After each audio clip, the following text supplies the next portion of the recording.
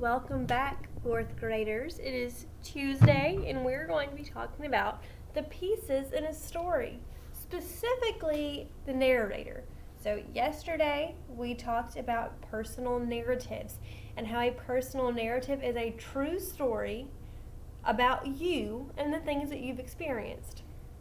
Now, just like other stories, like a short story or a fiction story, personal narratives have a narrator, someone who's telling the story. Personal narratives have characters. Maybe you might be the only character, but you might have other characters. Maybe your friends or family or your pets could be characters in your personal narrative. Personal narratives have settings, they have a time and place that those things happened. So, if I go back to my amusement park story, I went to the amusement park in the summer, so my setting would be at an amusement park in the summer, when and where. And then a personal narrative has a sequence of events. So what happened and in what order did those things happen? So again, back to my amusement park. If I start my story with pulling into the parking lot, I could say I pulled into the parking lot, then I went to the gate, then I went through the gate, then I saw my first roller coaster, then I got in line, then I rode my first roller coaster.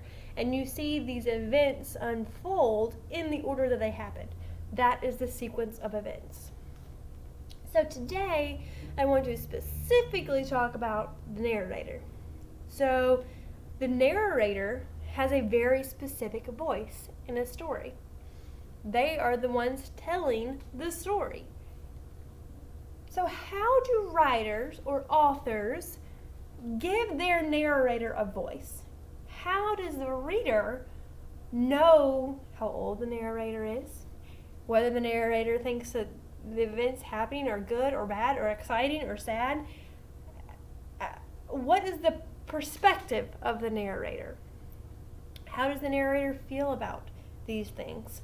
The author does all of those things using word choice and deciding what to include in the story and what to not include in the story.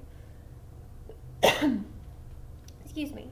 So, if I'm telling a story and the narrator is speaking in my story, and I'm telling the story about my amusement park.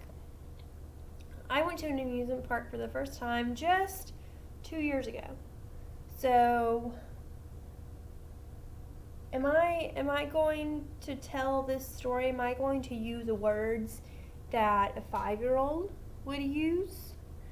Do I want my audience to think that me as a 5-year-old is telling the story, or me as an adult is telling the story? So the writer would use different words based on how old the narrator is when the story is taking place, how he feels about it. So if I told my story about me going to the amusement park, and as I was reading, I could just hear the narrator speaking, and they sounded a bit like this. Well, we finally arrived at the amusement park, and we waited in line at the gate. And when we finally went in, we saw an amusement park ride, we saw a roller coaster, and we just had to wait some more. And then we finally rode, and it was exciting, but I was just really hungry, and I couldn't wait to get off. Does it sound like the narrator is very excited? No. So in that little snippet of the story, I didn't use exciting words. Right? I didn't use any exclamation points. I didn't use vivid adjectives and verbs. And so it makes it sound like the narrator isn't having very much fun. Right? The narrator is not enjoying the story. So you can use, as a writer, different words, different phrases, different punctuation to make your narrator have the voice that you want it to have. Maybe you're telling a sad story and you want to use adjectives and verbs that make your narrator seem sad. Maybe you want to slow things down a little bit. Maybe you're telling a really exciting story and you want to use happy adjectives and exciting verbs, and you want to use exclamation points, and you want your reader to know that your narrator is excited and happy. So I'm going to read a story. In the next assignment, you're going to hear me reading a book, and I want you guys to listen carefully to the narrator and what the narrator sounds like, and then I want you to answer those next questions. I'll see you tomorrow.